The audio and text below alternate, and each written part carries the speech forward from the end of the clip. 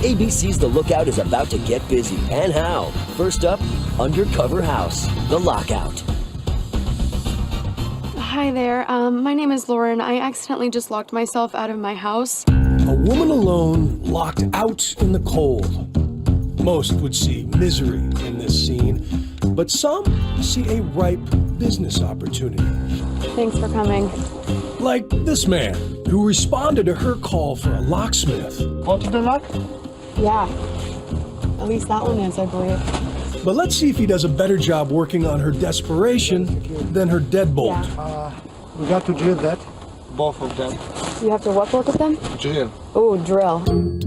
But what he doesn't know is that she is an actress. And she is not alone. In fact, just a few feet away, the garage is crawling with producers and cameramen and a licensed locksmith named Ira, who says guys like this give his business a bad name.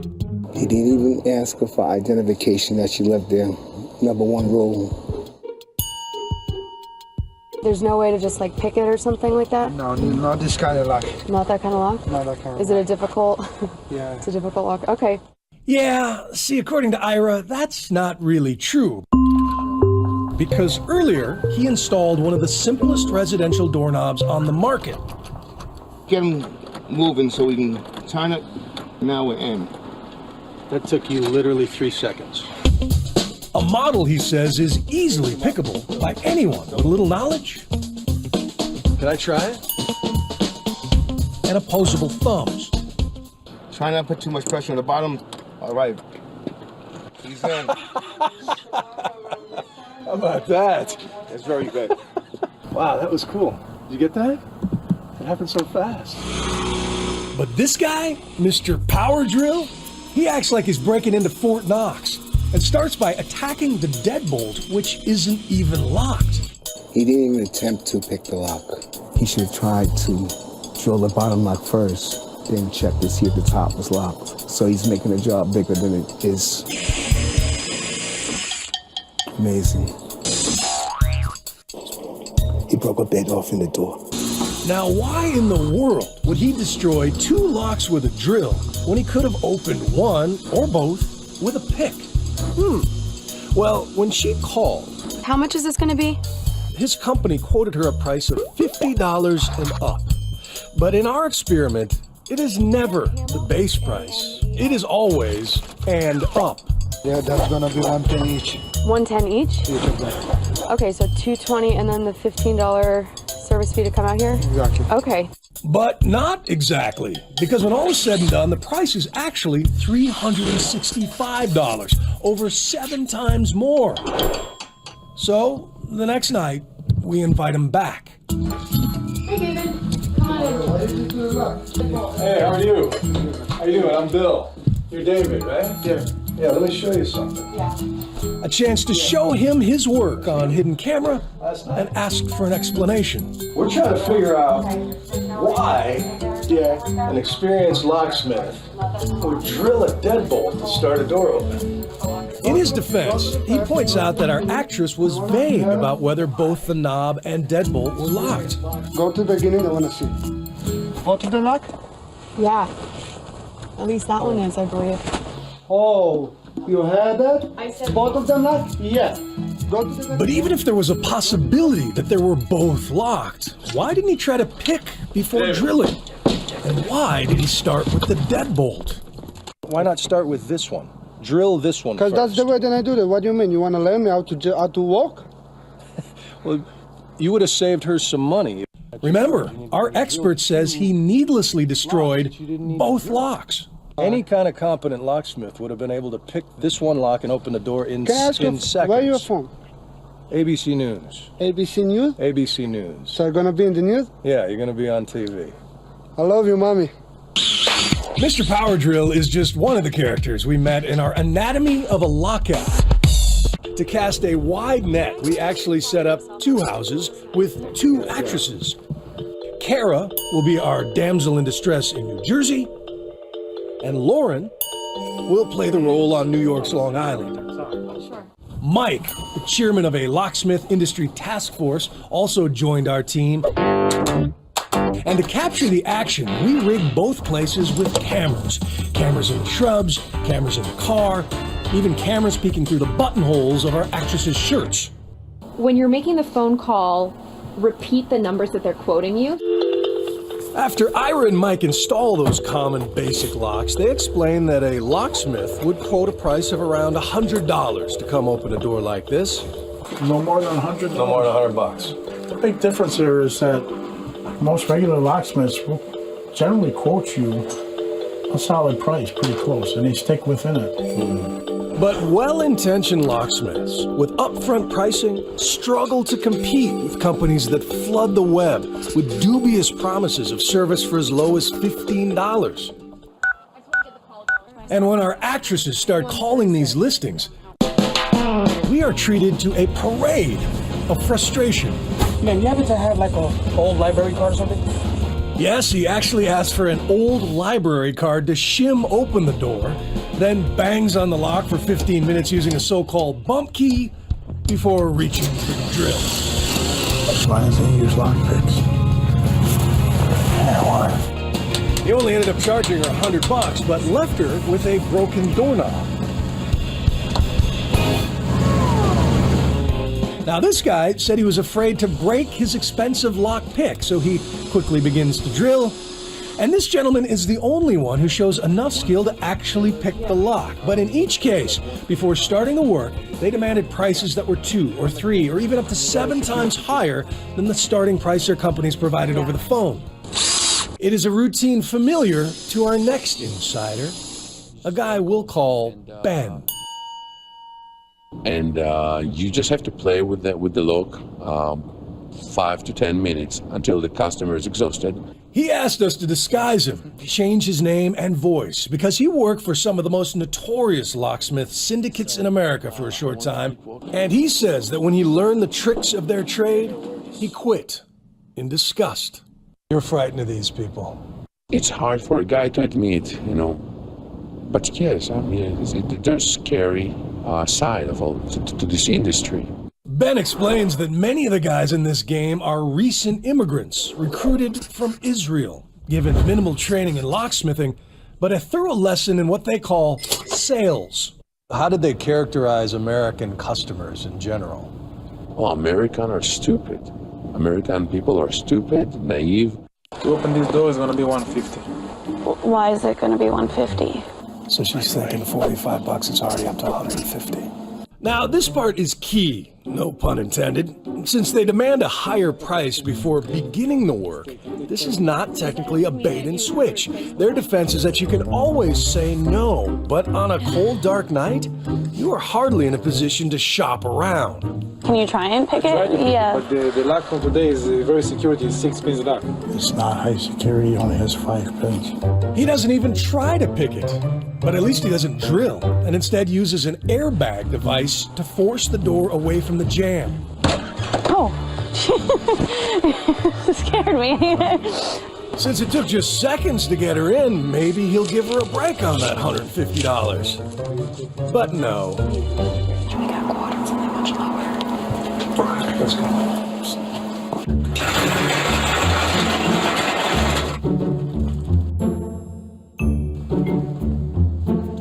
How you doing, man? Hello. I'm Bill Weir with ABC News. What's your name? What do you need? I'm just curious, why you thought it would be a good idea to triple bill this young lady after certain prices. Excuse me, guys. Where you going? Let me ask you something. Are you a licensed locksmith? What's the name of your company? Here's one more red flag. Not only is New Jersey one of 15 states that requires locksmith companies to be licensed, You gonna take advantage of a young lady like that? the name of the company must also be displayed on the vehicle. This doesn't look like a work truck. Are you licensed? He disappears. And when we try to track down his company, things really get interesting. Stay on the lookout as we search for who really sent these locksmiths our way and why the guy in this movie might know something about that. You could have picked any role in Mobster, but you chose the villain. I like that one.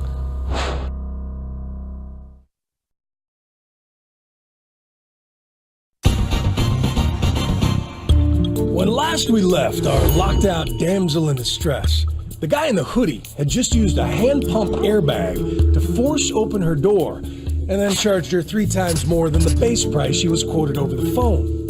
I'm just curious, why you thought it would be a good idea to triple bill this young lady after a certain price was... Excuse me, guys. What are you doing? After he bolted into the night, we got him on the phone, and he said that since he opened the door quickly and without damage, his price was fair. And then we tried to track down the company that sent him, an outfit called Papa Locksmith, a name that is suspiciously similar to a well-established nationwide franchise called Pop a Lock. See the difference there? Papa Locksmith, Pop a Lock.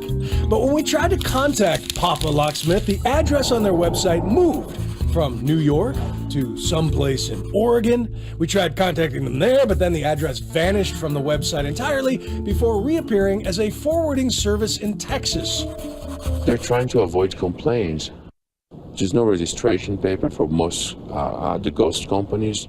What they're trying to do is just gather as many calls as they can, get the money and leave. And this was the biggest revelation from our anonymous whistleblower. These ghost companies, as Ben calls them, know that in your moment of lockout crisis, you want someone local, fast and trustworthy. So they flood phone books and search engines with companies that seem local.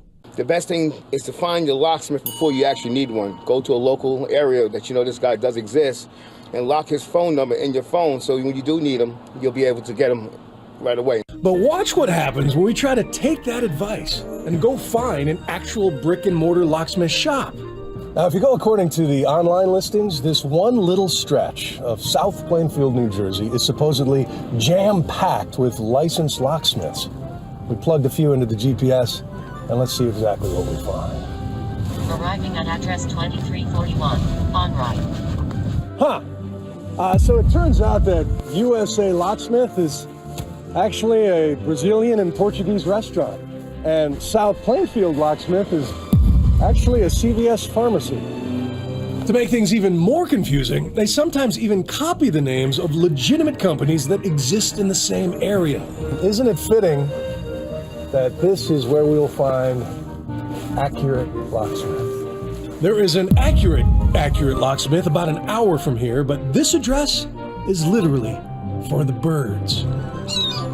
Hey, I'm locked out of my house. Can you guys help me? Turns out that when you call what you think is a local number, oftentimes you are reaching a call center, hundreds or even thousands of miles away. The person on the phone has a network of subcontractors and even sub-subcontractors, like the guys who came out to our hidden camera houses. Remember Mr. Power Drill? He was dispatched by a company called Run Local, which is run out of a strip mall in Michigan, a good 500 miles away from local. After their dispatcher quoted a starting price of $50. Oh my gosh. Okay. He drilled out both the knob and the unlocked deadbolt and charged 7 times more. Okay. You would have saved her some money. If you'd have started with this, you would have realized that you don't need to drill the dead First of all, just box. a simple walker. If you have any question, anything, you need to call to the company and talk to them. I'm just a simple walker. I can't help you guys. I'm sorry. Fair enough. So let's see if we can find the big boss. Because Run Local, the company that sent him, answers over 100,000 calls a year, so someone is getting rich. And his name is Meni Agababayev. First, we found him on Twitter, where every one of his tweets sings the praises of Meni Agababayev as a renowned business tycoon, respected all over the world. And then we found this. What did you say? I'm sorry, Senor Alvarez, but he doesn't listen to me. He does whatever the he wants. The screaming guy? That's him. Turns out that Meni Agababayev, the owner of Run Local, is also Meni Aga, budding action star. We had a deal. I'm altering the deal. And he just spent some of his fortune and used some of his gorgeous cars to make a movie called Mobster, casting himself as a psychopathic criminal mastermind. Now, we could track him down in a parking lot like this reporter in Detroit. You a master locksmith or you movie star? But I wonder what he'd do if we invited him to sit down and talk about his movie and his life. What do you know? He agrees. So you could have picked any role in Mobster, but you chose the villain. Why'd you pick that one? I like that one. I can make it happen the best. Because in Russia and in Israel, if you're not a biter, you will get a bite. But I did not choose to be a mobster in my real life. You could have chosen that path. If I had to do it, I could deal with that. You could have done it. Yes. Now, Manny doesn't know that I know all about his locksmith business. What if you had like a damsel in distress character, right? She's been locked out of her house. But watch his face as I suggest a new plot line for Mobster involving a stranger with a power drill. But then a guy comes in, and instead of helping her, he destroys her door, drills out both of her locks, and charges her $365 instead. I can see it fitting right in the plot line. What do you think? I don't think so. The locksmith business has anything to do with the movie. So it will make me more comfortable to continue with you if we separate things. But it paid for the movie, didn't it? It paid for the movie, yes it does. Yeah. Mm-hmm. With over 200 complaints, Manny's company gets an F from the Better Business Bureau. Of hundreds of your customers, the Better Business Bureau, one of your former employees, say you were running a bait and switch on a grand scale across the country. Okay. What do you say to that? I'm making it happen. You're making what happen? The businesses. Taking advantage of Absolutely not. people who've been locked out of their houses and cars? Absolutely not. I service 1 million customers almost in 6 years. Show me a company in America service almost 1 million customers with 199 complaints. What kind of oversight do you have for the technicians you send out? We're do you not do talking, background checks on them? We're talking movie only. Do your men ever charge the price that's quoted on the phone? Ever? We're talking mobster movie. Manny referred us to his advisor, who said it is run local policy never to quote prices over the phone, although every time we called, they did. He also says that technicians like Mr. Power Drill are not their employees, and once they determine the price, the customer can always refuse. What if you gave free tickets to Mobster to every run local customer, so they get a better sense of, you know, the guy running the company? It's a good idea. Am I going to do that? So what happens in the end to the mobster?